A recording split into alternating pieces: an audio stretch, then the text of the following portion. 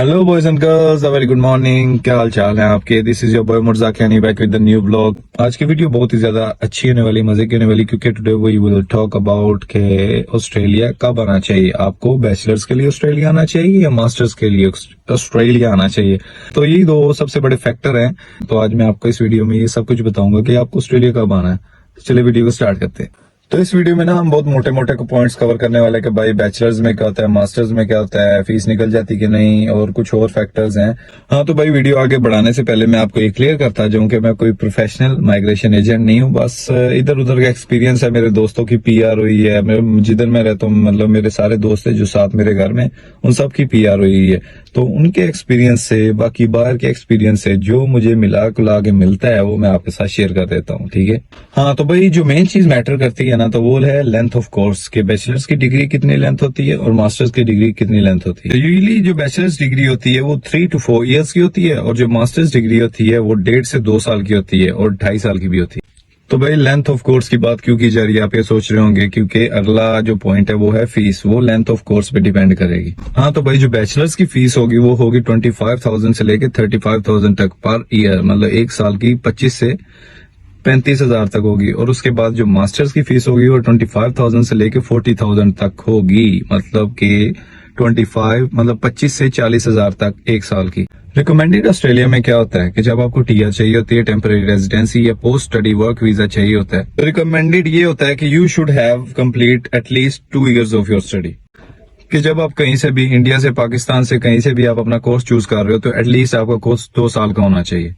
हाँ, तो अगर हम प्राइस वाइज देखें तो बैचलर्स थोड़ी सी सस्ती पड़ेगी और मास्टर्स थोड़ी सी महंगी पड़ेगी। फीस भी डिपेंड करती है कि आप कौन सा कोर्स चूज कर रहे हो। हालांकि आप मास्टर्स में भी हो, बैचलर्स में भी हो, अगर आप कोई कोर्स सस्ता चूज करोगे तो आपकी फीस कम होगी, अगर आप महंगा चूज करोगे तो आपकी फीस ज्यादा होगी।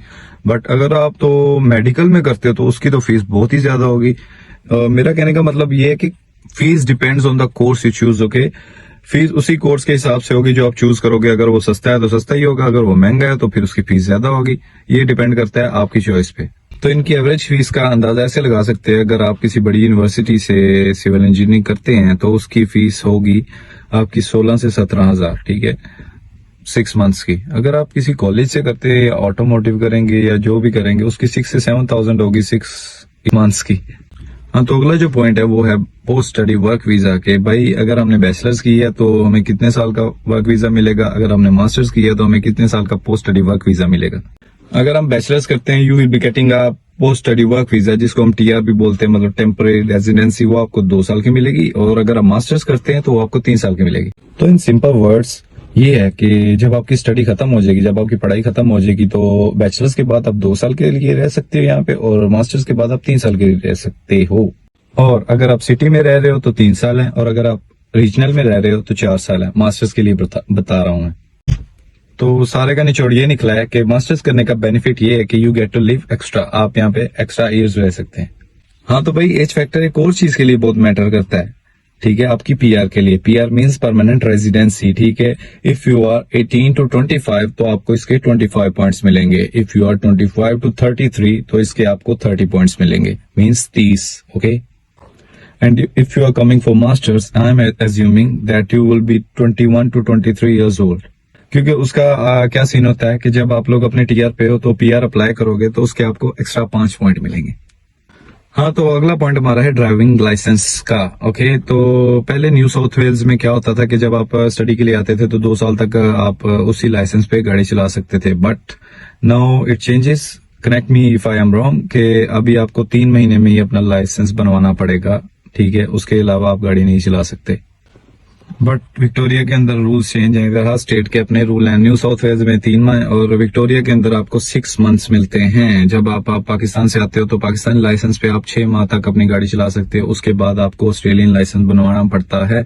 इफ यू आर 18, 19 और 19, तो जब आप यहाँ पे आके लाइसेंस के लिए अप्लाई करोगे, मतलब बैचलर्स में तब आप होगे तो लाइसेंस के लिए अप्लाई करोगे, आपको रेड पी या ग्रीन पी मिलेगा। ये आपकी एज पे भी बहुत ज्यादा डिपेंड करता है। जितनी ज्यादा एज है, जितना पुराना अगर आपके पास लाइसेंस है, तो वो इधर आपके लिए उतना बेनिफिशियल है, ओके। हाँ, तो जब आप मास्टर्स के लिए आते हो तो आपकी एज 21 से 22 के दरमियान में होगी। तो यहाँ पे आपको एक टेस्ट देना है, लर्नर टेस्ट होता है, हैजर्ड टेस्ट होता है और फुल ड्राइवर लाइसेंस टेस्ट होता है, ठीक है। तो वो टेस्ट अगर आप क्लियर करते हो तो आपको फुल लाइसेंस, तो फुल लाइसेंस पे आप कोई भी जॉब कर सकते हो। यहाँ पे फुल लाइसेंस का मतलब है कोई जादू की छड़ी है आपके पास, ठीक है। उसके लिए बेइंतहा जॉब्स हैं। अगर आपके फुल लाइसेंस है तो आप उबर एक्स कर सकते हो। तो आप कहेंगे उबर एक्स था कि दिमाग मेरा रहता है, नहीं।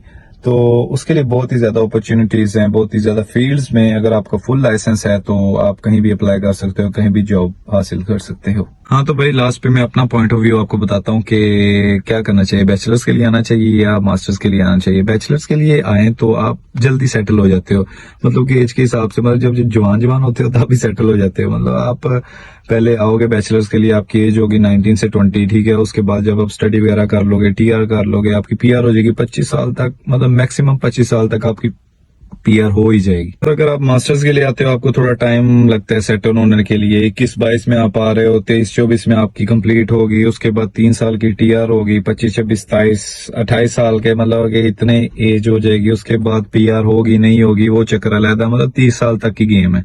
But if you are here for bachelors तो आप जल्दी सेटल हो जाते हो, मतलब कि जब आप 23-24 के हो जाते हो तब आपकी यहाँ पे सेटलमेंट हो जाती है इतनी जल्दी। और इस एज में सेटलमेंट हो जाना, इस एज में पीआर हो जाना, मतलब कि मजा आता है। जब पीआर हो जाएगी उसके बाद आप कुछ भी एंजॉय कर सकते हो, जिधर मर्जी जा सकते हो, everything you can try, okay.